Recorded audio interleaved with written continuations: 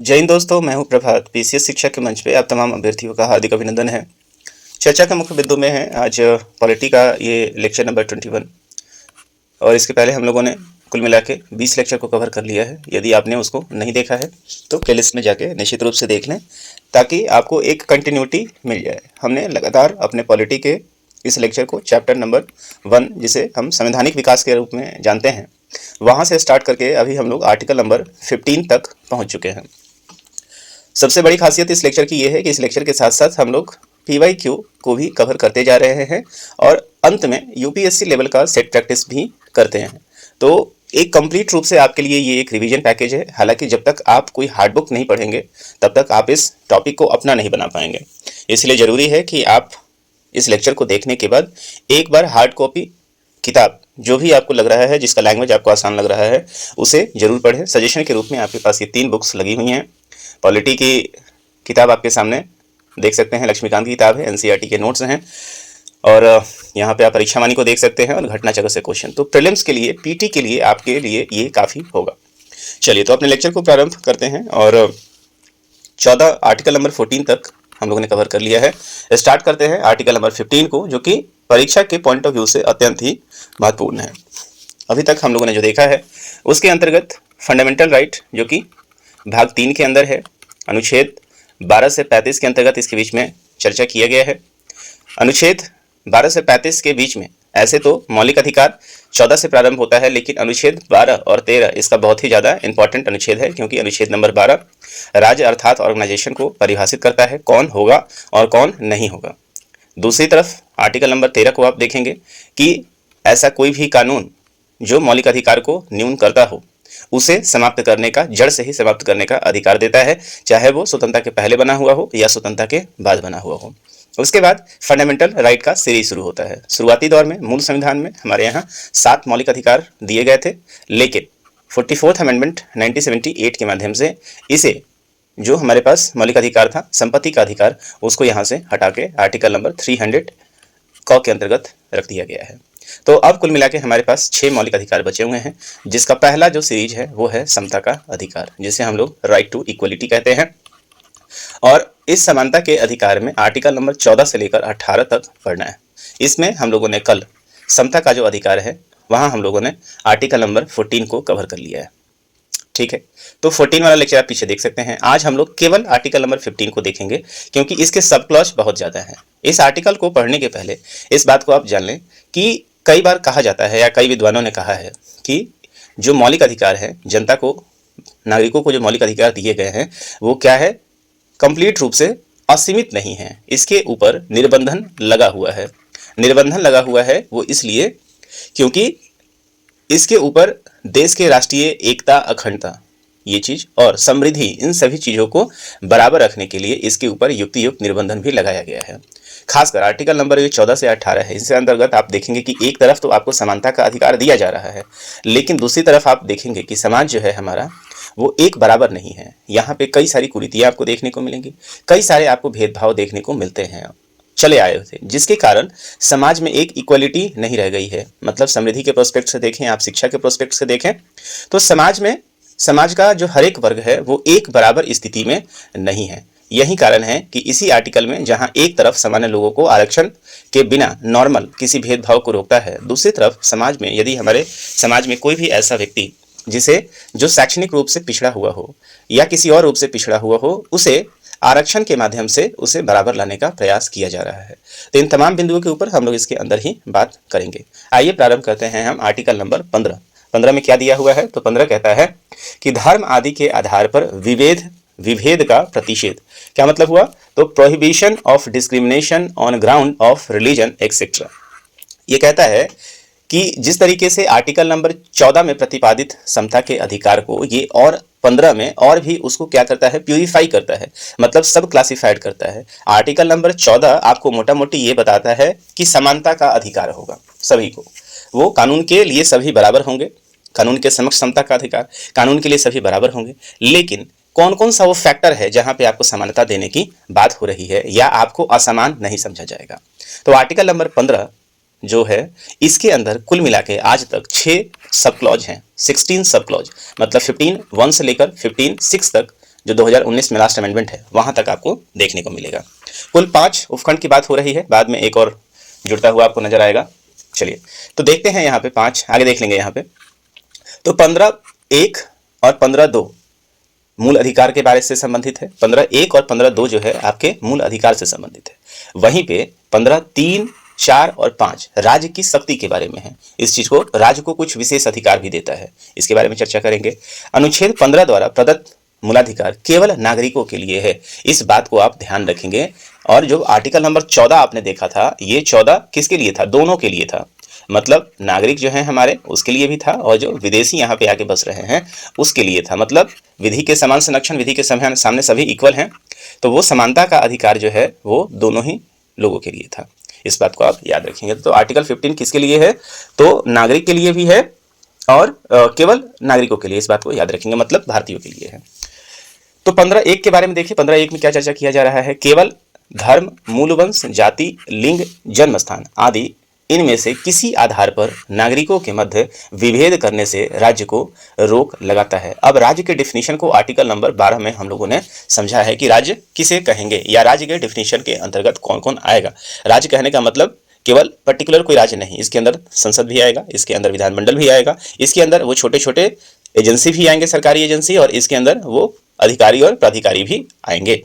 तो ये कह रहा है कि केवल धर्म, मूलवंश, जाति, लिंग, जन्म स्थान अथवा इनमें से किसी आधार पर नागरिकों के मध्य विभेद करने से राज्य रोक लगाता है। इसको जरा देख लीजिए। धर्म 1, मूलवंश 2, जाति 3, लिंग 4 और जन्म स्थान 5। ये 5 चीजों को याद रखिएगा, क्योंकि आपसे पूछेगा कि आर्टिकल नंबर 15(1) के अंदर किन में से विभेद की बात नहीं की गई है, ये आपसे पूछा जाएगा। तो धर्म, मूलवंश, जाति, लिंग, जन्म स्थान के आधार पर विभेद से रोक लगाता है। विभेद से तात्पर्य है किसी व्यक्ति के साथ दूसरों की तुलना में प्रतिकूल व्यवहार करना। यह अधिकार सिर्फ नागरिकों को प्राप्त है। मोस्ट इंपॉर्टेंट फैक्ट, अतः अन्य व्यक्तियों के साथ विभेद किया जा सकता है। मतलब यह है कि हमारे देश में आने वाले जो विदेशी हैं, जो भारत में भारतीय नागरिक मतलब यहाँ के मूल वंश से नहीं है, उनके साथ ये विभेद किया जा सकता है। इस अनुच्छेद में प्रयुक्त केवल शब्द ध्यातव्य है, जिसका तात्पर्य है कि विभेद मात्र धर्म, मूलवंश, जाति, लिंग, जन्म स्थान इनमें से एक से अधिक आधारों पर निषिद्ध है। मतलब जो वहां दिया हुआ है इससे अधिक आधार पे आप विभेद नहीं करेंगे, किंतु इसके अतिरिक्त अन्य आधारों पे नहीं। जैसे भाषा, निवास के स्थान पर विभेद किया जा सकता है। मतलब यहाँ पे जो चीजें दी गई हैं, जन्म, धर्म, मूलवंश, जन्म स्थान, इन सारे चीजें विभेद किया जाएगा, लेकिन आप देखेंगे विभेद निषिद्ध विभेद नहीं किया जाएगा। और भाषा और निवास स्थान, इन 2 चीजों के आधार पे आपसे विभेद क्या है किया जा सकता है। ये आर्टिकल नंबर 15 सब क्लॉज 1 कहता है। इसको और ज्यादा प्यूरिफाई आप करें थोड़ा सा और, तो 15 जो 2 है आर्टिकल नंबर 15(2) इसको और भी आगे बढ़ाता है। देखिए कैसे। अनुच्छेद 15(1) को एक और कदम आगे बढ़ाता है। यह राज्य तथा व्यक्ति दोनों को भेदभाव करने से निवारित करता है। तो 15(1) में हमने क्या पढ़ा था? केवल राज्य को ऐसा विभेद करने से रोक रहा था। लेकिन 15(2) में यह कह रहा है न केवल राज्य बल्कि व्यक्ति विशेष मतलब भारत के जो नागरिक हैं वो व्यक्ति भी किसी के साथ इन चीजों के आधार पे भेदभाव नहीं करेंगे। इस बात को स्पष्ट करता है। तो इस रूप में अनुच्छेद 15(1) से भी ये ज्यादा व्यापक है। तो 15(1) जहां केवल राज्य को विभेद से रोक रहा था, वहीं 15(2) राज्य और नागरिक दोनों को विभेद से रोक रहा है। तो इसका प्रमुख उद्देश्य हिंदू समाज में व्याप्त छुआछूत जैसी सामाजिक बुराइयों का अंत करना है। हमारे समाज में आपको पता है कि कई सारे छुआछूत जैसी रीतियां हमारे पास रही हैं, और इसका उद्देश्य वही है कि वैसे किसी भी चीज को आप रोकें। अनुच्छेद 15(2) के अनुसार कोई भी नागरिक केवल धर्म, मूलवंश, जाति, लिंग, जन्म स्थान या इनमें से किसी आधार पर निम्नलिखित में प्रवेश या उनका उपयोग करने के लिए किसी शर्त या प्रतिबंध के अधीन नहीं होगा। जैसे उदाहरण के तौर पे देखें, दुकानों, सार्वजनिक भोजनालयों, होटलों, सार्वजनिक मनोरंजन स्थलों इत्यादि जगहों पे आप इन आधारों पे किसी के ऊपर आप ब्रेक नहीं लगा सकते। आप उसके ऊपर क्या कर सकते हैं? उसके ऊपर कि आप ऐसा है कि आप इस जगह के हैं इसलिए या इस जाति के हैं तो आप भोजनालय में, रेस्टोरेंट में खाना नहीं खाएंगे। कई बार आपने उदाहरण देखे होंगे, न्यूज में आपने देखा होगा कि इस रेस्टोरेंट में इस जाति के आधार पर उसको निकाल दिया गया। तो ऐसा नहीं किया जा सकता है। आर्टिकल नंबर 15(2) इसको स्पष्ट करता है। इसके अलावा राजनीति से पोषित या सार्वजनिक उपयोग हेतु समर्पित। अब जरा देखिए, राज्य निधि से पोषित मतलब कुल मिला के ये सरकारी चीजों की बात कर रहा है। या सार्वजनिक उपयोग के लिए जो समाज को समर्पित किया हुआ है, चाहे वो कुआं हो, तालाब हो, स्नान घाट, सड़क या सार्वजनिक समागम के स्थलों पर भी इस तरह के जो आप देखेंगे विभेद के ऊपर क्या है, रोक लगा हुआ है। आप नहीं कर सकते हैं। यदि आप ऐसा करते हैं तो आर्टिकल नंबर 32 और आर्टिकल नंबर 226 के अंतर्गत पीड़ित व्यक्ति हाई कोर्ट या सुप्रीम कोर्ट जा सकता है। चलिए आगे बढ़ते हैं।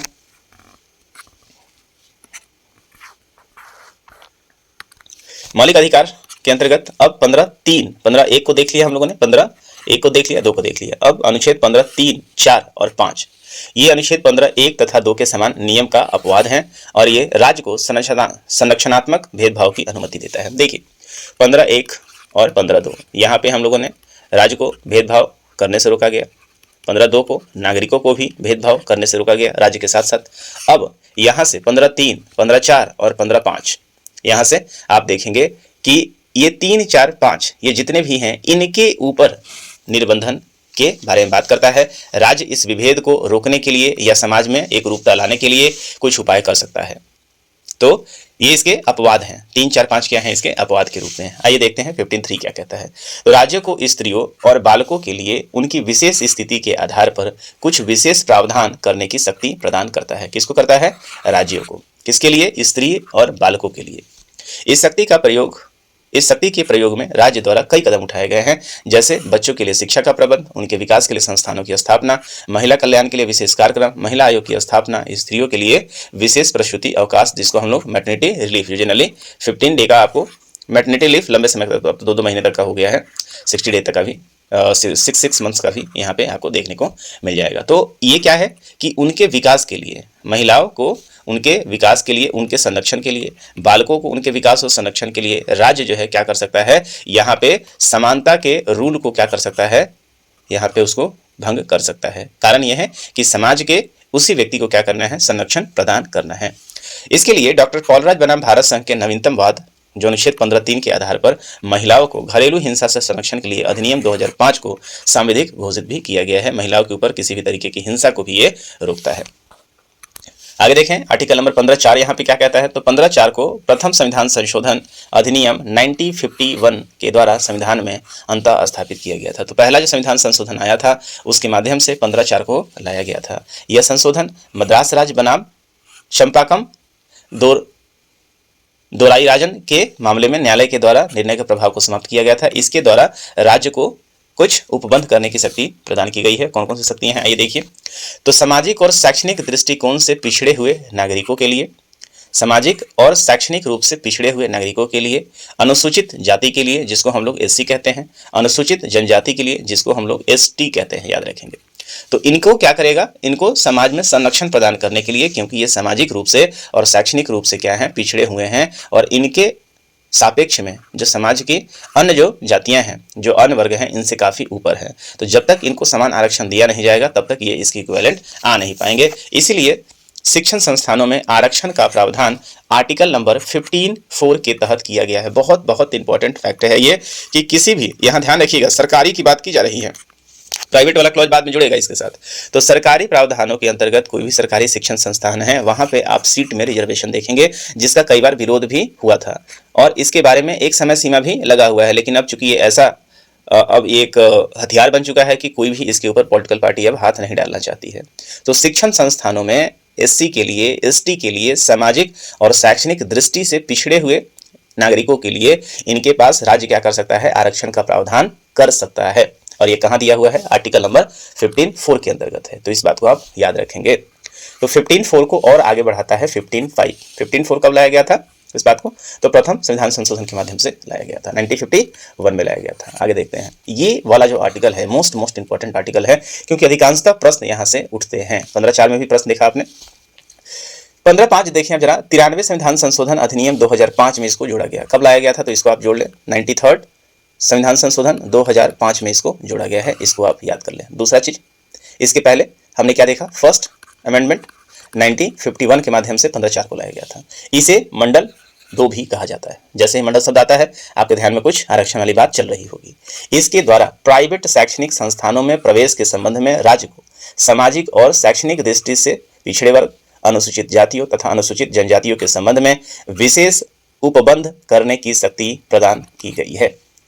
अनुच्छेद 30(1) में निर्दिष्ट अल्पसंख्यक शैक्षिक दृष्टिकोण संस्थान इस प्रावधान के दायरे में नहीं आएंगे। जरा देखिए, आर्टिकल नंबर 31 के अंतर्गत निर्दिष्ट अल्पसंख्यक शैक्षिक संस्थान, याद रखिएगा, अल्पसंख्यक शैक्षणिक जो संस्थान आएंगे, जो भी अल्पसंख्यक हैं उनका शैक्षणिक संस्थान ये इसके दायरे में नहीं आएगा। मतलब इनको इसके आधार पे यहाँ पे जरूरी नहीं है कि वो आरक्षण दें। पीए इनामदार बना महाराष्ट्र राज्य के मामले में सर्वोच्च न्यायालय ने 7 सदस्यीय पीठ से यह स्पष्ट किया था कि राज्य अपनी आरक्षण नीति अल्पसंख्यक संस्थानों तथा निजी शैक्षणिक संस्थानों में लागू नहीं कर सकता है। कब किया था ये आप देखें। इस प्रकार संशोधन द्वारा उक्त निर्णय के प्रभाव को समाप्त करते हुए आर्टिकल 15(5) के माध्यम से निजी शिक्षण संस्थानों में छात्रों के प्रवेश के लिए स्थानों के आरक्षण का प्रावधान किया गया है। तो 15(5) जो है मोस्ट इंपॉर्टेंट आर्टिकल है। इसके अनुसार सबसे इंपॉर्टेंट ये है कि चाहे वो शिक्षण निजी संस्थान हो चाहे वो सरकारी संस्थान हो, उसके अंतर्गत यदि छात्रों को प्रवेश दिलाना है तो उसके लिए आरक्षण के प्रावधान की शक्ति राज्य को प्रदान करता है। अशोक ठाकुर बनाम भारत संघ के मामले में 5 सदस्यीय संविधान पीठ ने सर्वसम्मति से केंद्रीय शिक्षण संस्थान जबकि प्रवेश में आरक्षण 2005 तथा 93 संविधान संशोधन अधिनियम में इसे संवैधानिक घोषित किया है। तो शैक्षणिक संस्थानों में आरक्षण को लेकर आर्टिकल नंबर 15(4) में ऑथराइजेशन दिया गया था और 15(5) इसको और क्या करता है, आगे बढ़ाता है। जैसा कि मैंने आपको बताया था कि इसके अंतर्गत 6 सब क्लॉज हैं, तो आर्टिकल नंबर 15(6) जो कि हाल फिलहाल में जुड़ा गया है, मोस्ट डिमांडिंग ये टॉपिक है, जहां से आपको आरक्षण को लेकर कुल मिला की स्थिति स्पष्ट हो जाएगी। आइए समझते हैं अनुच्छेद 15(6) इसको कब लाया गया है। आर्टिकल मतलब संविधान संशोधन 103वें संविधान संशोधन जिसको 2019 में लाया गया था। इसके द्वारा कोई वृत्ति, उपजीविका, व्यापार या कारोबार करने के लिए या शैक्षणिक संस्थानों में प्रवेश के लिए राज्य सरकार आर्थिक रूप से कमजोर, जिसको हम लोग अंग्रेजी में क्या कहते हैं, EWS, इकोनॉमिकल वीकर सेक्शन, मतलब आर्थिक आधार पर कमजोर भाग की उन्नति के लिए वर्तमान आरक्षण के अतिरिक्त 10% आरक्षण का प्रावधान करती है। तो आज के डेट में जो EWS जो आप देख रहे हैं, जहां 10% एक्स्ट्रा आरक्षण की बात की जा रही है, कहां पे, नौकरी मतलब कहां पे, व्यापार करने, कारोबार करने के लिए, शैक्षणिक संस्थानों में प्रवेश के लिए, किसी वृत्ति के लिए, इन सारों जगहों पे भी 10% का आरक्षण आपको अतिरिक्त राज्य प्रदान कर सकता है। ज्ञातव्य है कि वर्तमान में कुल 49.5% आरक्षण की व्यवस्था है। कैसे है ये 49.5%, इस बात को भी आप देखें तो इसके लिए SC को कितना आरक्षण दिया गया है, 15%, ST को कितना आरक्षण दिया गया है, 7.5%, अन्य पिछड़ा वर्ग OBC इसको कितना आरक्षण है, 27%। इस चीज को यदि आप जोड़ लें तो 15, 27 और 27, 49, तो 49.5% जो है इसके ऊपर आरक्षण दिया गया है। प्लस अब इसके ऊपर इस संविधान संशोधन 15(6) के माध्यम से 10% और यहाँ पे जोड़ दीजिए, तो कितना हो जाएगा, 59.5%, जो कि EWS सेक्शन को दिया गया है। तो इसके लिए 10% आरक्षण आर्थिक रूप से कमजोर सवर्ण वर्गों को दिया जा रहा है। सबसे ज्यादा इंपॉर्टेंट है कि जो EWS है इसके अंदर कौन आएंगे, तो इनके लिए, ये सवर्णों के लिए विशेष रूप से आप देखेंगे कि ये आरक्षण है। मतलब ये जो सवर्ण है अब समय के साथ साथ, चूंकि एक तरफ आपने आरक्षण का पैमाना बढ़ा दिया हुआ है, जिसके कारण जो दूसरा वाला समाज का एक लंबे समय समाज में, हमारे इतिहास में, हमारे स्वतंत्रता को आज एक लंबा समय भी बीत रहा है ना, अमृतकाल में हम लोग प्रवेश भी कर चुके हैं, 75 वर्ष यहाँ पे हो रहा है। तो अब उसके कारण एक तरफ आरक्षण से समाज में जिसे हम लोगों ने संतुलित करने का प्रावधान किया था, दूसरी तरफ अब वो दूसरा वर्ग है वो इकोनॉमिकली काफी वीकर होता चला था और एक इसकी संख्या जो है बहुत बड़ी है। इसीलिए अब सरकार ने इसको संतुलित करने के लिए, समाज में एक समानता स्थापित करने के लिए यहाँ भी 10% आरक्षण लेकर आई है। हालांकि आरक्षण का लिमिट अभी हाल फिलहाल में बिहार का केस भी आपको याद आ रहा होगा, जहां पे इन्होंने अतिरिक्त रूप से जनसंख्या के आधार पे और भी ज्यादा इसके ऊपर 10% और भी ज्यादा आरक्षण बढ़ाने की बात की थी, जिसको पटना हाई कोर्ट ने टर्न डाउन कर दिया था। तो अभी कई ऐसे राज्य हैं जहां पे इस सीमा के ऊपर भी आरक्षण है, जहां पे आप तमिलनाडु जैसे राज्य को रख सकते हैं। तो इस तरीके से हम लोगों ने यहाँ पे आर्टिकल नंबर 15 के अंतर्गत 6 सब क्लॉज को देख लिया है। 1, 2, 3, 4, 5 और 6 को हमने देखा। 15, 1, 2 जहाँ एक तरफ आपके अधिकारों की बात करता है, वहीं 15, 3, 4, 5, 6 अलग से आपके लिए आरक्षण या इस समानता को बनाए रखने के लिए एक अलग से निर्बंधन की भी बात करता है। इसके ऊपर एक अलग तरीके से आरक्षण पॉलिसी लाने की बात या राज्य को अधिकार देता है। नागरिकों के ऊपर विभेद के लिए बताता है। खासकर 15 नंबर 15.6 15.4 ये जरूर याद रखेंगे, ये एग्जामिनेशन का हिस्सा बनता रहा है।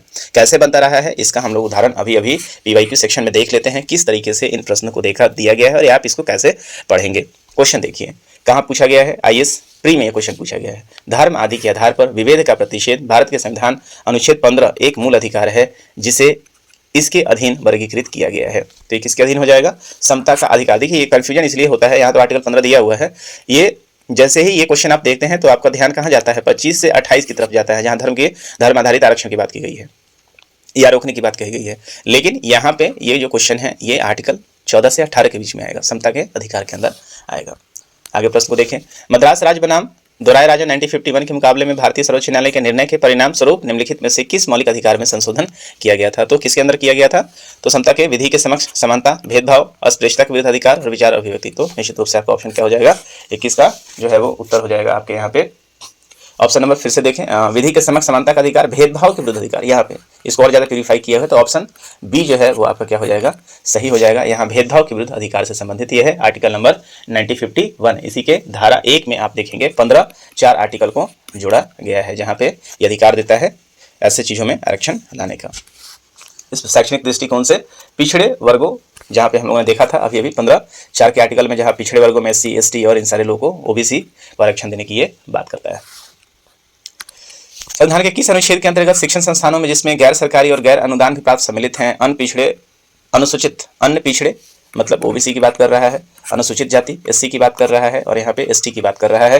तो यहाँ किसके अंतर्गत आरक्षण जो है वो दिया गया है, तो ऑप्शन नंबर यहाँ पे बात करेंगे 15.5। 15.4 में OBC इंक्लूड नहीं है, थोड़ा सा इसको कीजिएगा, SC ST वहाँ पे था, तो 15.5 में इसको और आगे बढ़ाया गया है और इसके अंतर्गत कौन सा आ जाता है, अन्य पिछड़ा वर्ग भी इसके साथ जोड़ दिया गया है, तो उसमें कौन आ जाता है, 15.5 आ जाता है। और 15.6 में क्या जोड़ा गया है, उसके साथ EWS को जोड़ दिया गया है, इस बात को याद रखेंगे। 4, 5 और 6 यहाँ पे SC ST है, यहाँ पे आपके साथ OBC भी इंक्लूड हो गया है और यहाँ पे EWS है। ये 2012 का प्रश्न है। आगे देखिए, संविधान के किस अनुच्छेद के अनुसार OBC अन्य पिछड़ा वर्ग का आरक्षण में प्रावधान किया गया है। चर्चा देखिए, क्वेश्चन यहाँ पे पूछ दिया है और इसी चीज की चर्चा हम लोग कर रहे हैं। तो आर्टिकल 15.4 और 16.4 इस चीज को याद रखेंगे। 15.4 और 16.4 का यहाँ पे चर्चा किया गया है, तो इस चीज को आप याद रख सकते हैं। 15.4 को आप चाहेंगे तो एक बार फिर से रिपीट कर लेंगे हम लोग। तो 2016 यहाँ पे देख रहे हैं क्वेश्चन पूछा गया है।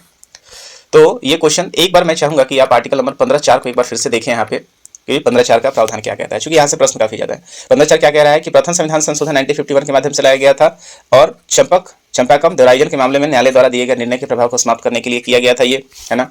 इसके अलावा इसमें क्या दिया गया है, सामाजिक और शैक्षणिक दृष्टि से पिछड़े हुए नागरिकों के लिए है, SC के लिए है, ST के लिए है और शिक्षण संस्थानों में आरक्षण का प्रावधान 15.4 के लिए किया गया है। तो इस चीज को आप और भी किताब में इसको लगातार पढ़ते रहे और आज के डेट में 49.5 का सीमा कैसे आया है, कैसे 10% का आरक्षण इसमें ऐड हुआ है, ये सारी चीजों का जानकारी हम लोगों ने अपने इस वीडियो में प्राप्त किया।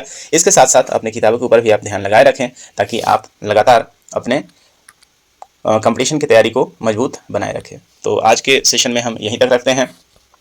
यदि आपको ये पूरा का पूरा लेक्चर फ्रूटफुल लग रहा है, आपके लिए कुछ मदद इससे हो पा रहा है, टॉपिक पे समझ बैठ रहा है, तो आप निश्चित रूप से इस चैनल को भी सब्सक्राइब करें और अपने दोस्तों में भी इसको शेयर करें ताकि आपको लगातार नोटिफिकेशन मिल पाए। और इसके ऊपर चूंकि लगातार ही वीडियो चल रहा है और ये वीडियो बहुत जल्दी हम लोग प्रयास करेंगे कि जितना जल्दी हो सके पॉलिटी को समाप्त किया जाए। तो ये कंटिन्यूटी सीरीज है और सबसे अच्छी बात यह है कि इसके साथ आपको PYQ भी मिल जाता है और अंत में आपको सेट प्रैक्टिस मिलता है, जो कि आपके PT की तैयारी को परिपूर्ण करता है। तो चलिए आज का सेशन को यहीं तक रखते हैं, मिलते हैं हम आपसे अगले सेशन में, जहां हम लोग चर्चा करेंगे आर्टिकल नंबर 16 की, जो कि अत्यंत ही महत्वपूर्ण है। यहाँ मैं एक साथ सारे आर्टिकल को इसलिए नहीं पढ़ा रहा हूँ क्योंकि एक एक आर्टिकल करके आप देखेंगे तो फंडामेंटल राइट्स में थोड़ा सा ज़्यादा लंबा समय लगेगा, क्योंकि यहाँ पे आर्टिकल्स को समझना बहुत ही जरूरी है। चलिए तो आज का सेशन को यहीं तक रखते हैं, मिलेंगे आपसे हम अगले सेशन में। तो अपने पढ़ाई को मजबूत बनाए रखिए, लगातार अपने मेहनत पे विश्वास रखिए, एक न एक दिन आपको सफलता जरूर मिलेगी। Labour never was in vain, यह स्पष्ट है। चलिए तो इसी के साथ अपने सेशन को समाप्त करते हैं। जय